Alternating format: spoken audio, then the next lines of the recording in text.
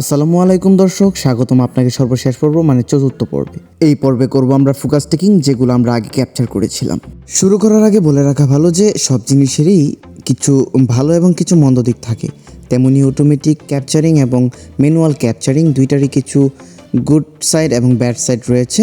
প্রথমে আসি ম্যানুয়াল ক্যাপচারিংয়ের সমস্যা। ম্যানুয়াল ক্যাপচারিংয়ের সমস্যা হচ্ছে এটি করার সময় বারবার ফোকাসটা হাত দিয়ে মুভ করতে হয়, এজন্য অনেক সময় স্ট্যান্ডটা নড়ে যায় এবং আমাদের স্ট্যাকিং করার কাজটা আবার নতুন করে শুরু করতে হয়। অন্যদিকে এর সুবিধা হচ্ছে এর ছবির কোয়ালিটি খুব ভালো পাওয়া যায় এবং যতগুলো সম্ভব ততগুলো শট নেওয়া যায়। অন্যদিকে অটোমেটিক ক্যাপচারিংয়ের সমস্যাগুলো হলো এটাতে একটা ফিক্সড রেশিও থাকে ছবি তোলার জন্য, যে এই রেশিও দিয়েই ছবি তুলতে হবে। এবং দ্বিতীয় সমস্যা হচ্ছে এর রেজুলেশনটা অনেকটাই কমে যায়, মানে আপনার ক্যামেরা যদি 12 মেগাপিক্সেলের হয় ওইটা 9 মেগাপিক্সেল করে দিবে, আপনার এর উপরে আপনি যেতে পারবেন না। সুবিধাগুলো হচ্ছে আপনি একবার ক্লিক করেই সকল ছবি তুলে নিতে পারবেন, বারবার ক্লিক করে ফোকাস ঠিক করা লাগবে না, একবার ক্লিক করেই আপনি সকল ছবি তুলে নিতে পারবেন। তো চলুন শুরু করা যাক স্ট্যাকিং। তার আগে দেখে নিই, এটা হচ্ছে অটোমেটিক ক্যাপচারিং এর রেজাল্ট, এটার কোয়ালিটি দেখুন।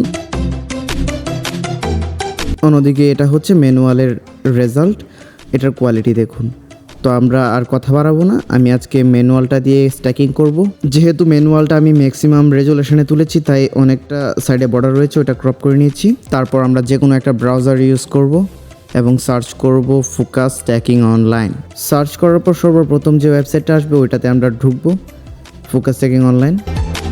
ওয়েবসাইটটি ওপেন হওয়ার পর আমরা কিছুটা এরকম ইন্টারফেস দেখতে পাবো। সবার উপরে অ্যাড যে বাটন আছে, ছবি অ্যাড করার জন্য এখানে ক্লিক করব, আমাদেরকে নিয়ে যাবে গ্যালারিতে। গ্যালারিতে ঢোকার পর আমরা যে ছবিগুলো তুলেছিলাম ওইগুলো সিলেক্ট করব। অটোমেটিকগুলোও সিলেক্ট করতে পারেন, ম্যানুয়ালগুলোও সিলেক্ট করতে পারেন, আমি ম্যানুয়ালগুলো সিলেক্ট করলাম। ছবি সিলেক্ট করে বের হওয়ার পর ওয়েবসাইটে এগুলো এভাবে এসে যাবে এবং আমাদেরকে এখান থেকে একটা ছবি সিলেক্ট করতে হবে অ্যাজ এ রেফারেন্স ফটো, মানে এই ছবির অ্যালাইনেই বাকি ছবিগুলো ফোকাসটা স্ট্যাক করবে। তো আমি এখানে দিয়ে দিচ্ছি সবচেয়ে মিনিমাম যে ফোকাসটা নিয়েছিলাম ওই ছবিটা, আমি এই ছবির আঙ্গিকেই বাকি ছবিগুলোকে সাজাতে চাই। রেফারেন্স ফটো সিলেক্টের পর আমরা দিয়ে দেব স্ট্যাকের জন্য।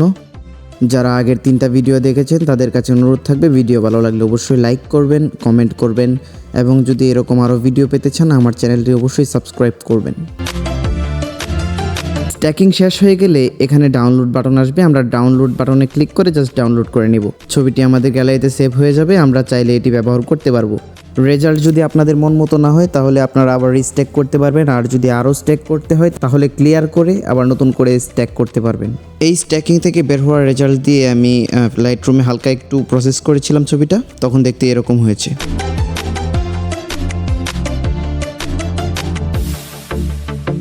সাথে থাকার জন্য ধন্যবাদ।